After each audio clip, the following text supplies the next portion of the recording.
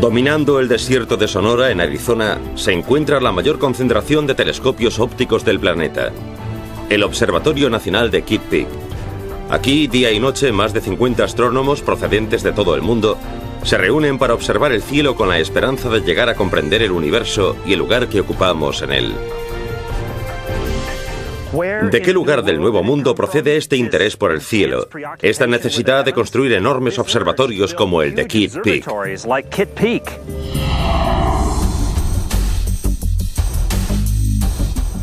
La respuesta es la antigua Mesoamérica. Hola, soy Michael Gillen y en este programa viajaremos a las selvas de Centroamérica, el hogar de los mayas, un pueblo tan obsesionado con el cielo que éste dominaba por completo sus vidas en la tierra.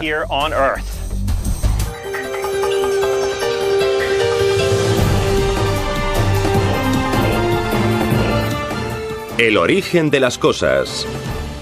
Los antiguos mayas, los instrumentos de astronomía. El Observatorio Nacional de Kitt Peak. No hay nada parecido a esto bajo el sol. Solo en la cima de esta montaña hay 2 radiotelescopios y 24 telescopios ópticos, incluido este en el que me encuentro. El telescopio solar McMath Pierce tiene el aspecto de una enorme escultura moderna. Mide 155 metros de largo y se adentra en la propia montaña. Día sí y día no, el telescopio observa el Sol como un ojo de vidrio que mide casi 1,5 metros de ancho. El McMath Pierce es el mayor telescopio solar del planeta. Se terminó en 1962 y fue diseñado para ofrecer una imagen del Sol lo más grande posible, con fines espectroscópicos, ofreciendo una imagen de casi 1 metro de ancho, y por eso mide 155 metros de largo, para que esa imagen no esté demasiado caliente. La luz entra por el extremo superior, que está a unos 30 metros del suelo. El espejo principal está a 93 metros bajo tierra, y el reflejo se redirige hasta la mitad del túnel, donde un tercer espejo lo dirige a distintas salas de observación. El telescopio es célebre por haber determinado la composición química básica del Sol y sus estudios sobre las propiedades magnéticas. También se ha empleado para observar los planetas. Pero no nos dejemos cegar por nuestros logros modernos, porque aún más impresionante, sobre todo teniendo en cuenta su antigüedad, es el templo de Kukulcán.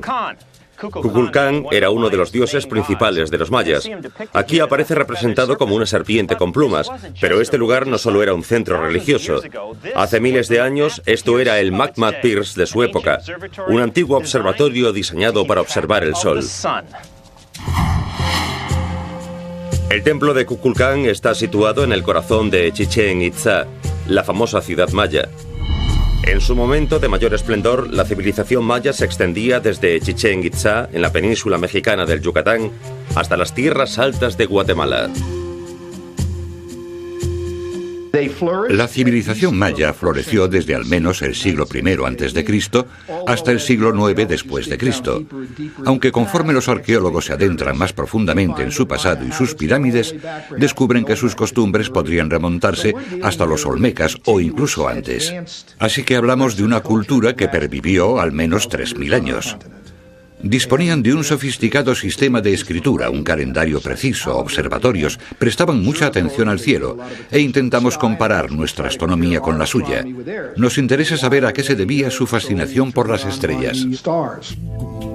Evidentemente, la astronomía estaba íntimamente relacionada con su religión. El Sol, la Luna y los planetas eran sus dioses. Y estaban presentes en cada aspecto de su vida, incluido el diseño, la forma y la orientación de las construcciones en Chichén Itzá. En ningún lugar es más evidente la obsesión religiosa de los mayas por la astronomía y el sol que en el templo de Kukulcán. Este paisaje es tan llano que el único modo que tenían los mayas de obtener una visión clara del horizonte era construir un templo muy elevado. Y para ello, construyeron una montaña. En términos religiosos, el horizonte era importante. En él se unían cielo y tierra, como narra el Popol Vuh, el relato maya de la creación. Allí se reunían los dioses del inframundo, que habitaban bajo nosotros en esos 9 niveles, y los dioses del mundo superior, el mundo de los cielos, formado por 13 niveles. Y esa es la frontera. La superficie de la tierra la habitaban los mortales, donde pagaban sus deudas a los dioses del mundo superior y el inframundo. Desde aquí arriba, los mayas observaban el sol ascender y descender, y se dieron cuenta de algo de lo que muchos no son conscientes aún hoy. El sol solo se pone exactamente por el oeste en los primeros días de primavera y otoño. El resto del año se pone al norte o al sur del oeste. Esto no es más que una ilusión debido a nuestra perspectiva geocéntrica. Evidentemente el Sol no gira en torno a la Tierra. Es la Tierra la que gira en torno al Sol. Sorprendentemente fue el recorrido anual del Sol por el horizonte que tanto fascinaba a los mayas el que dictó la forma y la orientación del templo del dios Kukulcán, la serpiente emplumada. Y es también lo que atrae a miles de turistas cada año.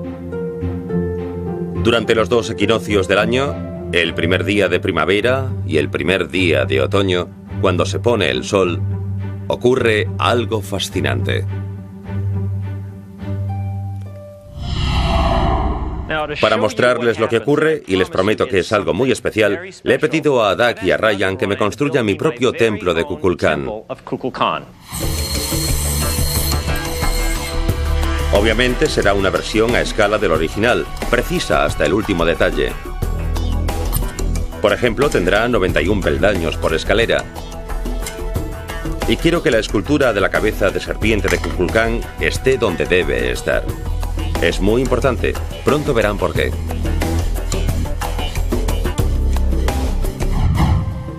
El increíble templo menguante. Es genial. Gracias. Incluso la pintura. Juraría que es de piedra si no supiese que no lo es. ¿91 peldaños? 91. No los voy a contar, me fío de ti. Es cosa de Ryan. ¿De veras? ¿Te has divertido? Espuma, pegamento y pintura, Michael. Mi proyecto para clase de arte. Incluso las cabezas de Kukulcán están donde deben estar. Con todo detalle. Un gran trabajo. Pues despejen la zona que viene el sol.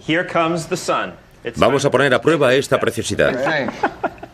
¿Qué te parece si cogemos la crema solar y nos ponemos morenos? Vale. Que te diviertas, Michael. Lo haré. Buen trabajo, chicos. Fantástico, de verdad. Contemplen al dios del sol. Esta luz será nuestro sol. Y vamos a hacer como si fuese uno de los días de equinoccio, el de primavera o el de otoño. Presten atención a lo que ocurre a ambos lados de la escalera principal que está orientada hacia el norte. Recuerden que esto es el norte. Aquí están las cabezas de Kukulcán.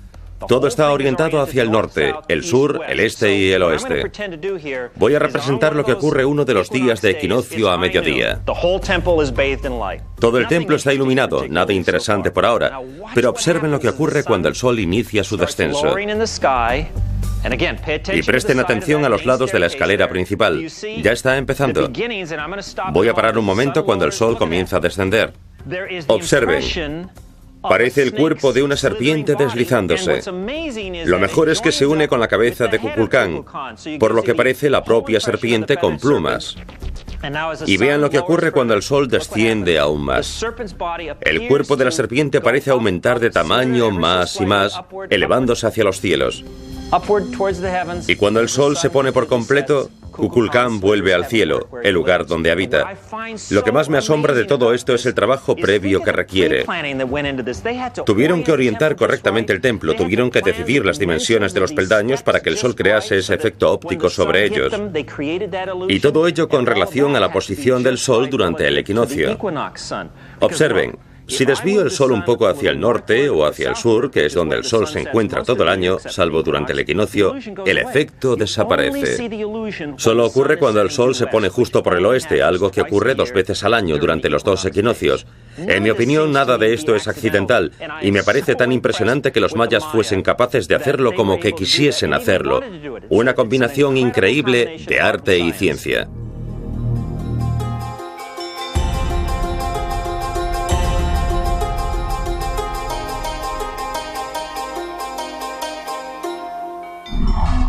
Ahora ya saben por qué. 2 veces al año una multitud se acerca a Chichén Itzá y observa la antigua pirámide construida por los mayas para mostrar su amor por Kukulcán y demostrar sus conocimientos de astronomía. ¿Lo construyeron así los mayas conscientemente o quizá descubrieron el fenómeno por casualidad después de construirlo? ¿O se trata únicamente de una fantasía de nuestra imaginación moderna? Yo solía pensar esto último, pero cuanto más lo veo, cuanto más contemplo ese fenómeno, más tiendo a creer lo primero, que fue algo que hicieron de un modo deliberado. Para empezar, hay tantas referencias astronómicas y temporales en el edificio que se puede pensar que tiene alguna finalidad astronómica.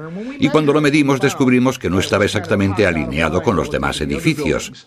Su desviación es la que permite que la serpiente descienda el día del equinoccio. Para los mayas, este templo no fue más que un primer paso. Los conocimientos sobre astronomía y arquitectura que fueron necesarios para construirlo les permitieron hacer mucho más que seguir el recorrido del Sol.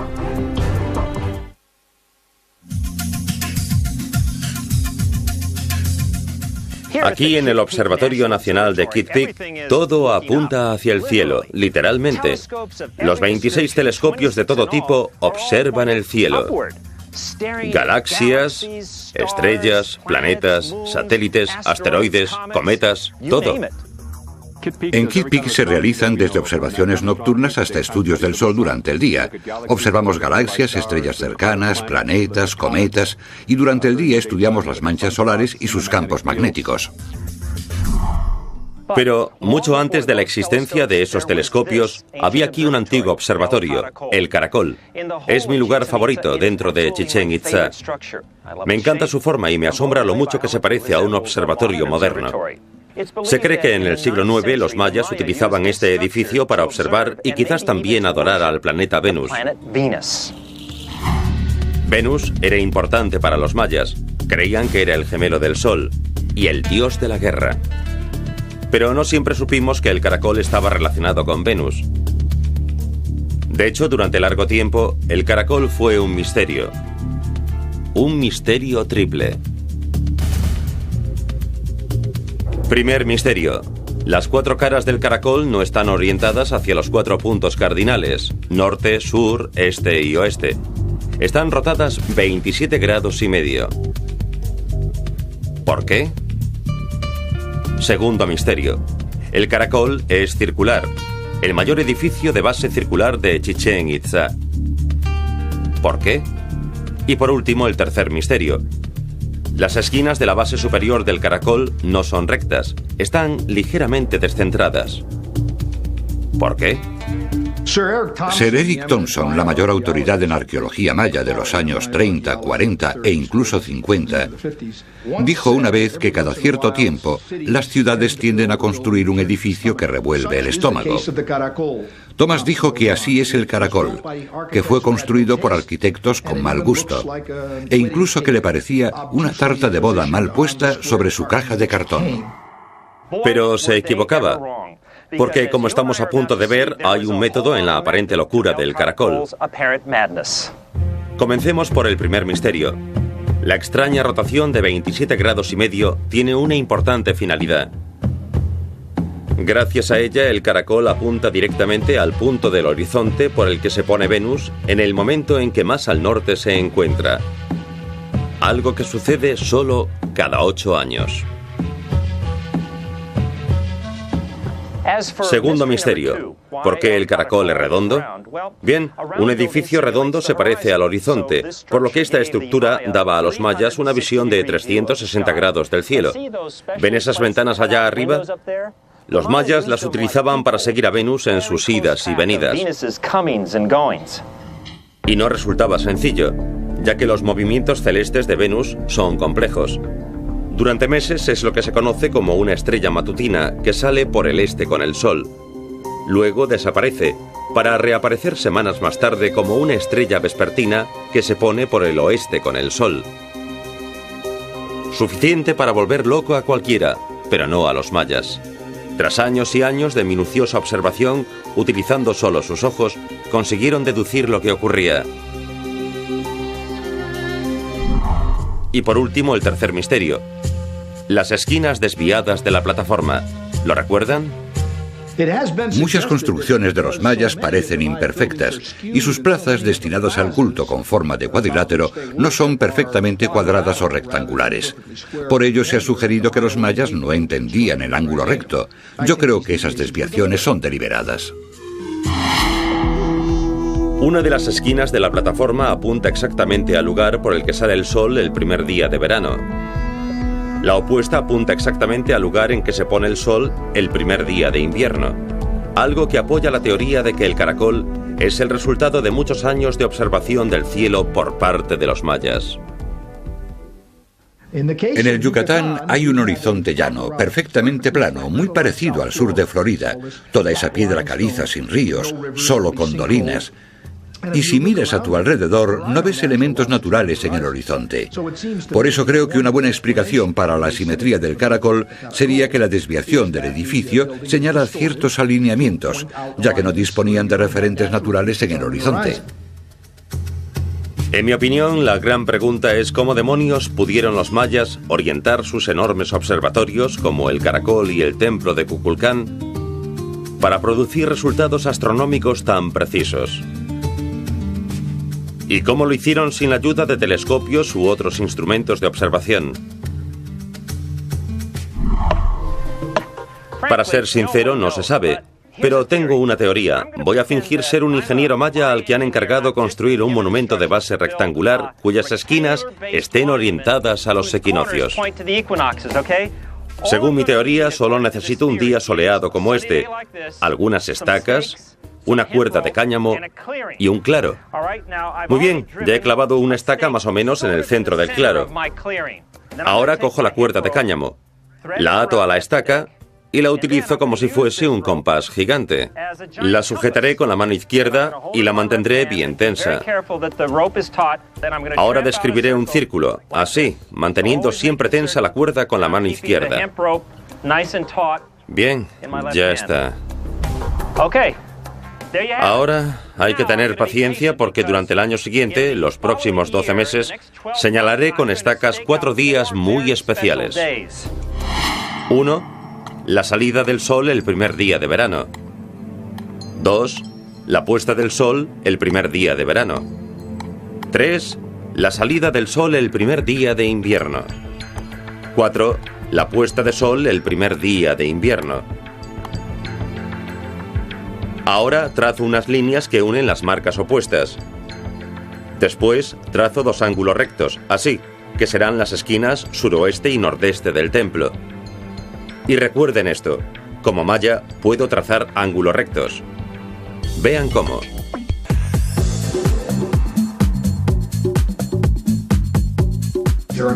Hay muchas formas de trazar un ángulo recto. Por ejemplo, trazando un círculo. Se coge una cuerda y con una estaca se dibuja un círculo de cualquier tamaño. Se traza una línea desde un extremo del diámetro a cualquier punto de la circunferencia. Se une con el otro extremo del diámetro y ya tenemos un ángulo recto. Un ángulo recto que une los 2 extremos del diámetro y un punto de la circunferencia. Ahí está el ángulo recto. Podemos demostrarlo con un cuadrado. Lo ponemos aquí y lo ajustamos bien. Así, bien ajustado. Y coincide con nuestro ángulo recto. ¿Podían trazar los mayas un ángulo recto? Sí, ya lo creo que sí. Claro que sí.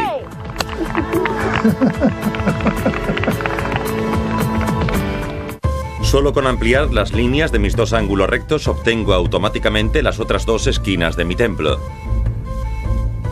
Y ya está. Ahora solo necesito a unos pocos miles de creyentes que apilen piedra sobre piedra durante un año más o menos y... ¡voilá! Ya tengo mi templo perfectamente orientado.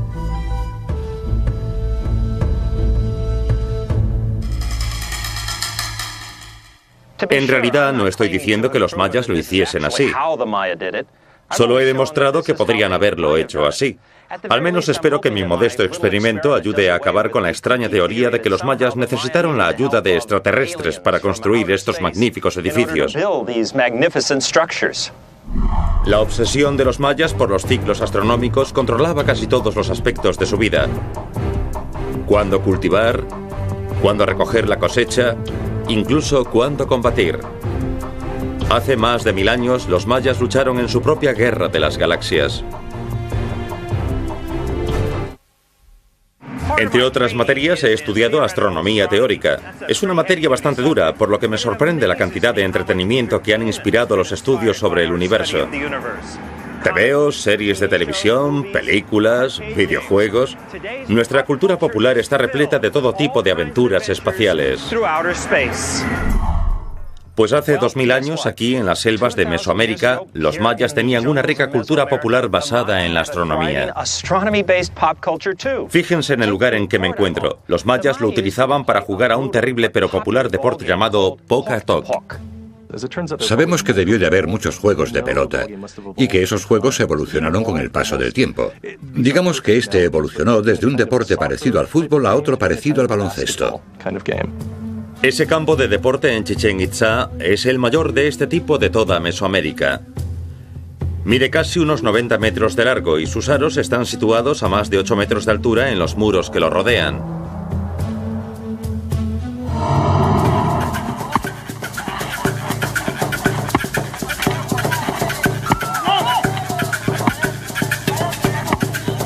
Por lo que sabemos, los participantes tenían que impedir que la pelota tocase el suelo utilizando solamente sus caderas, traseros, rodillas y codos. El objetivo del juego, intentar hacer pasar la pelota por uno de los aros. Por lo que parece, era tan difícil de conseguir que un gol solía poner fin al partido. Con el tiempo, los patios aumentaron de tamaño hasta convertirse en lugares enormes que albergaban a cientos, quizás miles de espectadores. Y la naturaleza del juego cambió para convertirse en algo más recreativo. Sabemos por fuentes aztecas que en esa época se apostaba en los juegos. Se apostaba a ropa y adornos. Se bebía mucho durante los partidos y era un acontecimiento importante en días de mercado. Como casi todos los aspectos de la cultura maya, el juego de pelota tenía implicaciones astronómicas y cosmológicas. El campo representaba el universo y el propio juego la lucha cósmica entre el bien y el mal. La pelota representaba un cuerpo celeste, como si se disputasen el Sol o la Luna. Era un elemento cosmológico. Según el Popol Vuh, el texto maya del siglo XVII, los dioses gemelos, figuras fundacionales de la mitología maya, jugaban a la pelota contra los dioses del inframundo. Básicamente se disputaban la posesión de la tierra para decidir si triunfaba la vida o la muerte. Y estos gemelos, tras vencer en estos partidos y otras pruebas, se convirtieron en el Sol y la Luna. Según todas las fuentes, los jugadores daban su vida por jugar literalmente. Hay pruebas de que el capitán del equipo que perdía solía ser decapitado, lo que da un nuevo significado al término deportivo muerte súbita. También se ha sugerido que el cuerpo sin cabeza del capitán del equipo derrotado se depositaba en uno de estos cenotes sagrados, depósitos de agua donde creían que habitaban los dioses. En los años 20, el arqueólogo Edward Thompson dragó este cenote de Chichén Itzá y encontró huesos humanos en él. También encontró otras cosas, incluida esta sorpresa: pelotas de caucho. Tenían más de 1000 años de antigüedad y estaban increíblemente bien conservadas. Fíjense en esto, una réplica de una pelota de Poca-Toc. La primera impresión es que es pesada. Yo diría que de 3 a 5 kilos, lo que significa que si te golpeaba durante el juego te hacía daño. Podría incluso matarte si te golpeaba en el lugar preciso, pero lo más sorprendente de la pelota de Poca-Toc es esto: que bota. ¿Por qué? El caucho natural no bota. Lo hace tras un proceso llamado vulcanización. Fue descubierto en el siglo XIX, pero los mayas ya jugaban al Poca-Toc hace 3000 años.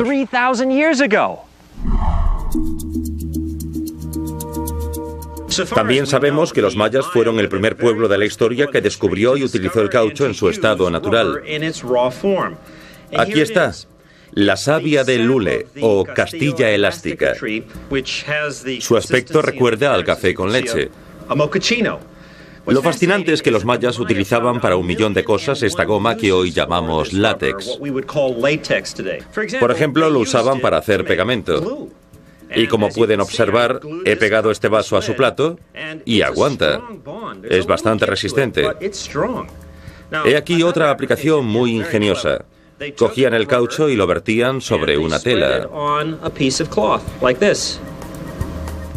Supongo que luego lo distribuirían con un cepillo o algo así para cubrir totalmente la tela. Y luego lo dejaban secar al sol hasta que se adhería.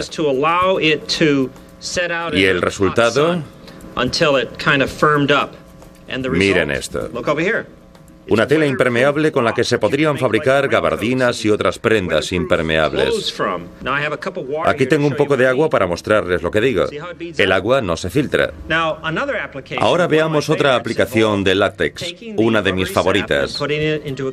Lo ponemos en un recipiente. Creo que esto debería ser suficiente. Y bien, los mayas introducían los pies en el caucho. Y por lo que sabemos, se cubrían la planta de los pies para impermeabilizarlos o simplemente protegérselos. Es el antepasado de nuestros chanclos o botas de goma. Y la aplicación más fascinante del caucho era la relacionada con las pelotas de Pocatoc.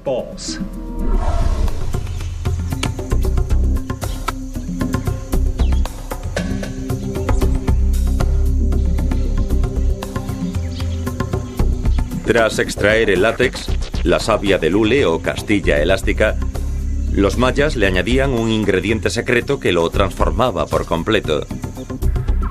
El látex pasaba de ser pegajoso a ser maleable y seco. Los mayas descubrieron que si lo mezclaban con la resina del Don Diego de Día o campanilla morada, el caucho se volvía elástico y botaba. Intrigado por este antiguo proceso, el cineasta Robert Rochin hizo analizar químicamente las pelotas de caucho de los mayas y descubrió que añadiendo la savia del Don Diego de Día conseguían lo mismo que con el moderno proceso de vulcanización, que consiste en añadir azufre y calentar la mezcla para aumentar su elasticidad. Charles Goodyear inventó la vulcanización en 1839, unos 3.500 años después de que los mayas hubiesen logrado el mismo resultado. Solemos hablar de las culturas de la antigüedad como si fuesen primitivas, pero los mayas no lo eran en absoluto. Piénsenlo. Solo por jugar un partido consiguieron vulcanizar el caucho 3.000 años antes que nuestra sociedad industrializada.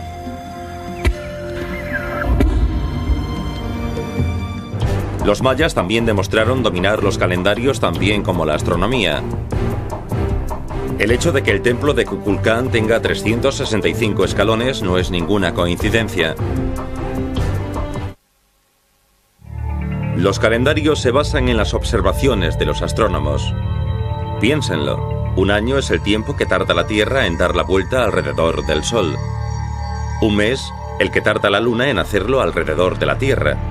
Y un día en lo que tarda la Tierra en rotar sobre su eje. A veces me gusta escaparme a descansar unos días, pero incluso entonces los calendarios rigen mi vida. Ya saben a qué me refiero. El calendario de mesa de la oficina, el que llevamos en la cartera, el del reloj. A veces pienso que es un síntoma del estrés propio de la sociedad moderna. Pero la verdad es que hace 2000 años los mayas hacían lo mismo. 88, 89, 90, 91... De hecho, podría decirse que a los mayas les obsesionaban los calendarios. Este lugar, por ejemplo, el templo de Kukulcán. Cada uno de sus lados tiene exactamente 91 escalones. Hagan la cuenta, 91 por 4 son 364. Sumen este último nivel y obtendrán 365, el número de días de un año solar. En otras palabras, este templo es, entre otras cosas, un calendario gigante. Y eso es solo el principio. Los mayas se regían por unos 17 calendarios diferentes, la mayoría basados en diversos ciclos astronómicos. Por ejemplo, un ciclo lunar de 28 días, un ciclo solar de 365 días o un ciclo venusiano de 584 días. El más antiguo de estos calendarios se remonta al año 400 a.C. Para los mayas, estos ciclos eran cuestión de vida o muerte. Los engranajes que movían su civilización social, política y religiosamente. He venido al Museo de la Cultura Maya de Chetumal, en el sur de México, para ver esto. Representa varios calendarios mayas en uno. Comencemos por este llamado Tzolk'in. Consistía en 20 períodos compuestos de 13 días cada uno, por lo que una fecha Tzolk'in era un período más un día. Lo interesante es que era un calendario astrológico. Cada día se asociaba con ciertas cualidades como la paciencia, la generosidad o la inteligencia, y creían que los niños que nacían ese día heredaban esas cualidades. Los 260 días del Tzolk'in parecen basarse en un ciclo que no es astronómico en sí mismo, pero sí celeste. De hecho, podría decirse que representa una curiosa combinación entre el cielo y la tierra. 260 es el resultado de multiplicar 20 por 13, dos números importantes para los mayas. El 20 es la base del sistema numérico maya y sin duda procede del hecho de contar con los dedos de las manos y los pies. 13 es el número de niveles del cielo. Y como basaban sus cálculos en partes del cuerpo y partes del cielo, su combinación forma este ciclo de 260 días. 13 números junto a 20 nombres de días. Esto es solo una pequeña parte de un engranaje mayor que representa el calendario Hab. Era un calendario destinado a la agricultura, muy similar a nuestro calendario actual, con una duración de 365 días y basado en el año solar. Los agricultores mayas lo utilizaban para organizar las tareas estacionales, cuándo cultivar el suelo, cuándo plantar las semillas y cuándo cosechar. Organizarse con dos calendarios era un poco complicado, por lo que los antiguos mayas decidieron unirlos, combinar todos estos engranajes para construir un supercalendario que llamaban la rueda o el calendario circular. Eso nos plantea una pregunta interesante. Supongamos que empiezo en el día 1 del calendario circular, que es el día 1 del Tzolk'in y el día 1 del Hab. ¿Cuánto tiempo tardaré en volver al día 1? La respuesta es que tardaré 52 años. Esa era la duración del calendario circular. Y hay algo más. Nosotros celebramos el final de un ciclo del calendario. Los mayas no lo hacían en absoluto. Era una época de gran preocupación. ¿Hemos ofrecido bastantes tributos a los dioses? ¿Serán suficientes para pagar nuestra continuidad aquí en la tierra? Los dioses murieron por nosotros y por eso nosotros realizamos sacrificios. Así que, ¿fueron bastantes los sacrificios que hemos ofrecido? Según las crónicas, la preocupación de la multitud solo desaparecía cuando las Pléyades aparecían en el cielo a medianoche, ya que era un signo de que el universo continuaba. Para ahorrarse la angustia que sufrían al final de cada ciclo de 52 años, los mayas inventaron otro calendario todavía más extenso. No es de extrañar que lo llamasen la cuenta larga. Los mayas aplicaron todos sus conocimientos en la cuenta larga. Se basa en los números 13, 20 y 360, que es el número de grados de un círculo perfecto como el horizonte. Una cuenta larga completa equivale a... ¿Están preparados? 13 baktun. Un baktun equivale a 20 veces 20 tuns. Y un tun a 360 días. Súmenlo todo y obtendrán 5.125,36 años actuales. Como resultado, la cuenta larga daba a los mayas mucho más tiempo que el calendario circular. En el calendario que utilizamos hoy en día, el calendario gregoriano, el tiempo comienza nuestro año cero, por así decirlo, con el nacimiento de Cristo. La cuenta larga de los mayas también tiene un año cero. Y yo me pregunto, ¿también se corresponde con algún gran acontecimiento de su historia? Nadie sabe la respuesta. ¿Y qué hay del último día de la cuenta larga? El día 13.0.0.0.0. También está envuelto en un velo de misterio. El 21 de diciembre de 2012, el calendario maya alcanzará uno de sus días cruciales. El último. El significado de ese fin se ha convertido en una cuestión candente entre ciertas personas. ¿Significa solo el final del calendario? ¿Significa el fin de los días? ¿O incluso el fin de la humanidad? Ya viene, estamos cerca del final del ciclo. No creo que sea necesariamente un ciclo que predice el fin del mundo. Digamos que todos buscamos tragedias. A nuestra cultura le encantan los cataclismos.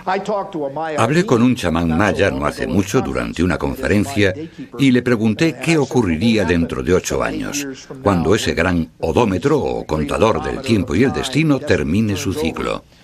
Me contestó: espero que llegue una era de paz para toda la humanidad. Eso hace que me pregunte si en el período posclásico no habría algún chamán maya que pensase así, en vez del fin del mundo que nosotros predecimos.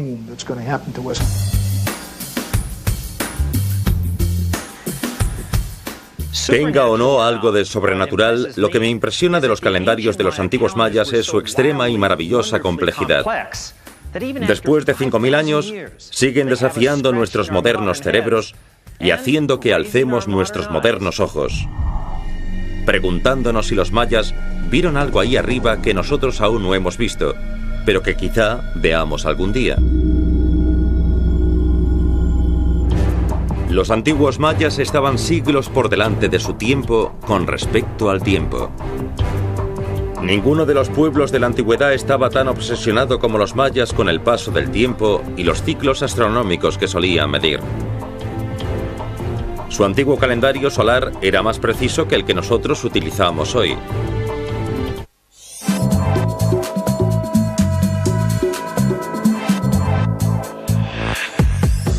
En la actualidad, nuestro estudio del firmamento es un estudio de contrastes. Por un lado, tenemos a científicos como estos del Observatorio Nacional de Kitt Peak. El suyo es el lenguaje de la astronomía: gravedad, singularidades e interacciones de largo alcance. En el otro extremo, hay personas como esta, y están por todas partes. El suyo es el lenguaje de la astrología: signos zodiacales y cartas astrales. ¿Cómo trabaja la astrología? Es la creencia, y en mi opinión la ciencia, basada en que la posición de los planetas en el momento de nacer está relacionada con la condición física, emocional y mental de una persona. Por ejemplo, si eres Acuario, deseas explorar el mundo. Ascendente Géminis, te gusta viajar. Pero se puede ser mucho más específico en cada nivel, con cada planeta, y cómo desarrolla el carácter de una persona. Ambos grupos no podrían ser más diferentes. Es como si viviesen en planetas diferentes, pero curiosamente ambos comparten una fascinación absoluta por lo que hay ahí fuera. Lo más interesante es que lo mismo sucedía con los mayas. Hace más de 1000 años ya abarcaban ambos extremos. Como astrónomos, cartografiaban las luces del cielo con increíble precisión. Y como astrólogos, creían sinceramente que esas luces podían predecir el futuro. Y con solo estudiar esas luces podrían predecir el futuro y, más aún, controlarlo. Podemos ver esta concepción apasionante, astronómica y astrológica a la vez, en el Códice de Dresde.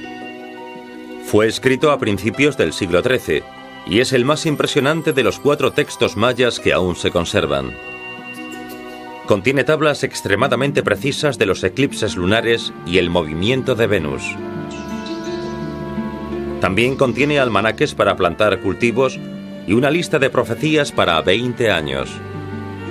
En otras palabras, era como una combinación de un almanaque para el agricultor y un horóscopo diario. Lo interesante de los códices desde un punto de vista científico es que contienen mucha información sobre el cielo, y es una información muy precisa. Por ejemplo, en el Códice de Dresde se describe el movimiento de Venus, un calendario muy preciso que puede identificar la orientación de los edificios.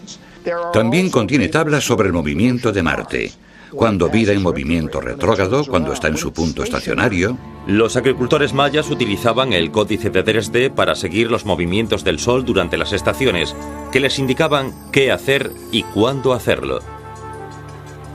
Con respecto a eso, los mayas actuaban con rigor científico. Después de todo, incluso hoy, el destino de un agricultor depende en gran medida de las estaciones. Y vemos la misma dicotomía en la relación de los mayas con la luna y los planetas. Como astrónomos, los mayas podían predecir los eclipses lunares con una precisión sorprendente. Esto es una tabla de eclipses que consta de 8 páginas maravillosas en las que datan los eclipses en un ciclo que se repite y que aún puede usarse hoy en día. Podemos predecir eclipses utilizando la misma tabla. Esto es un eclipse. Y estos sus intervalos. 6 lunas, 6 lunas, 6 lunas, 6 lunas, 6 lunas, 6 lunas, 5 lunas y un nuevo eclipse. Aquí se puede ver el dragón con la boca abierta, comiéndose el símbolo del sol. Pero además, los mayas creían que los eclipses eran presagios de mala suerte. Una superstición que los científicos modernos rechazan por completo. Lo mismo ocurría con el planeta Venus. Según los datos del Códice de Dresde y la precisa construcción del caracol, esto es lo que sabemos. Los mayas podían predecir el emplazamiento exacto de Venus en el cielo a más de 100 años vista con un 99,9% de precisión. Una vez más, algo asombroso, teniendo en cuenta que solo utilizaban sus propios ojos. Conocían muy bien el ciclo de 584 días de Venus. Encaja perfectamente en nuestro año de 365 días en un porcentaje de 5 a 8. 5 ciclos venusianos equivalen a 8 años. Cada 8 años, Venus vuelve al mismo lugar del cielo. Oscila adelante y atrás en el horizonte y regresa al mismo punto después de 8 años. Y los mayas lo sabían muy bien. Según la tabla, si Venus hiciese su primera aparición esta noche, haría exactamente lo mismo dentro de 8 años y en el mismo sitio. Y sin embargo, los mayas creían que Venus podía influir en el clima de la Tierra, algo que la ciencia actual rechaza por completo. Los que crean que la guerra de las galaxias es algo de nuestro tiempo, deberían considerar que hace más de 1000 años los mayas iban a la guerra cuando Venus se lo indicaba. Ciertos estudios muy interesantes de sus estelas, principalmente de las ruinas de Bonampak, sugieren que la aparición y desaparición de Venus coincidía con conflictos bélicos que aparecen en jeroglíficos e imaginería. Después de todo lo que hemos visto, esto es lo que pienso de los mayas. Hace siglos, cuando observaban el firmamento, no podían evitar emocionarse, al igual que nos sucede hoy, con su grandeza, su majestad y su misterio. Tanto que no se conformaban con explicaciones naturales. Necesitaban respuestas más globales, más intuitivas, más sobrenaturales. Irónicamente, a pesar de su capacidad para predecir con gran precisión la posición del Sol, la Luna y los planetas, a pesar de sus intentos astrológicos por predecir el futuro, los mayas no pudieron predecir su propio fin.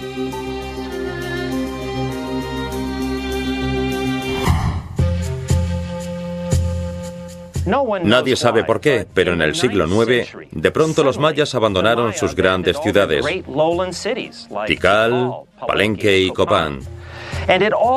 El gran colapso ocurrió en menos de 80 años. En otras palabras, mucho antes del 21 de diciembre de 2012, la última fecha de su calendario, el tiempo de los mayas terminó. Tras siglos de prosperidad, esto es todo lo que queda de su gran civilización basada en los astros. Soy Michael Gillen. Nos vemos en el próximo programa de El origen de las cosas.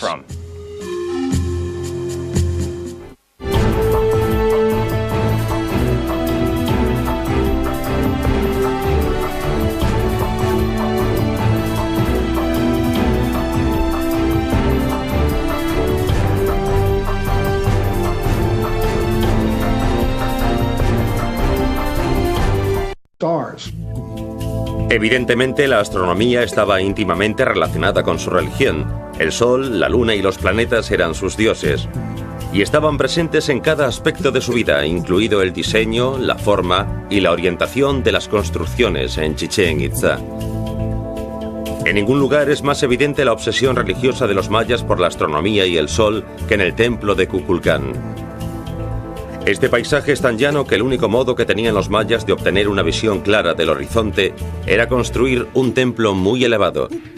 Y para ello, construyeron una montaña. En términos religiosos, el horizonte era importante. En él se unían cielo y tierra, como narra el Popol Vuh, el relato maya de la creación. Allí se reunían los dioses del inframundo, que habitaban bajo nosotros en esos 9 niveles, y los dioses del mundo superior, el mundo de los cielos, formado por 13 niveles. Dominando el desierto de Sonora, en Arizona, se encuentra la mayor concentración de telescopios ópticos del planeta, el Observatorio Nacional de Kitt Peak. Aquí, día y noche, más de 50 astrónomos procedentes de todo el mundo se reúnen para observar el cielo con la esperanza de llegar a comprender el universo y el lugar que ocupamos en él. ¿De qué lugar del Nuevo Mundo procede este interés por el cielo, esta necesidad de construir enormes observatorios como el de Kitt Peak?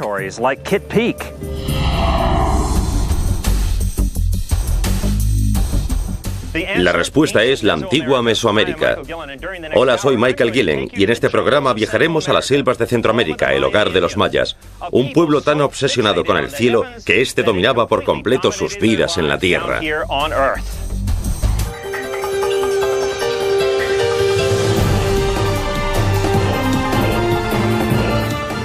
El origen de las cosas.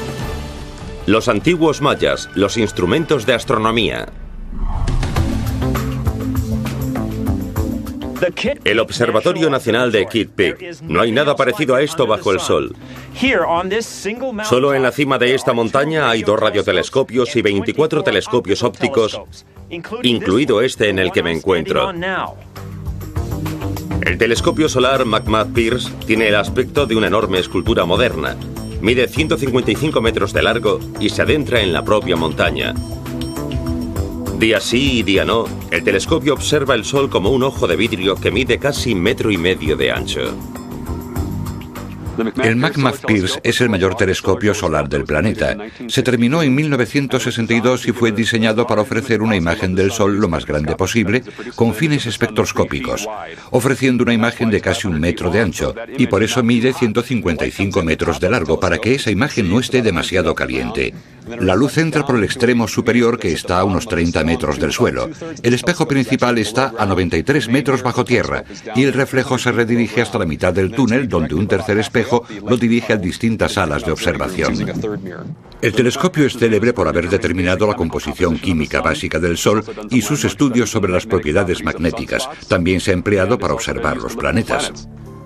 Pero no nos dejemos cegar por nuestros logros modernos, porque aún más impresionante, sobre todo teniendo en cuenta su antigüedad, es el templo de Kukulcán. Kukulcán era uno de los dioses principales de los mayas. Aquí aparece representado como una serpiente con plumas, pero este lugar no solo era un centro religioso. Hace miles de años, esto era el McMurdo-Pierce de su época, un antiguo observatorio diseñado para observar el Sol. El templo de Kukulcán está situado en el corazón de Chichén Itzá, la famosa ciudad maya. En su momento de mayor esplendor, la civilización maya se extendía desde Chichén Itzá, en la península mexicana del Yucatán, hasta las tierras altas de Guatemala. La civilización maya floreció desde al menos el siglo I a.C. hasta el siglo IX después de Cristo. Aunque conforme los arqueólogos se adentran más profundamente en su pasado y sus pirámides, descubren que sus costumbres podrían remontarse hasta los olmecas o incluso antes. Así que hablamos de una cultura que pervivió al menos 3000 años. Disponían de un sofisticado sistema de escritura, un calendario preciso, observatorios, prestaban mucha atención al cielo e intentamos comparar nuestra astronomía con la suya. Nos interesa saber a qué se debía su fascinación por las estrellas.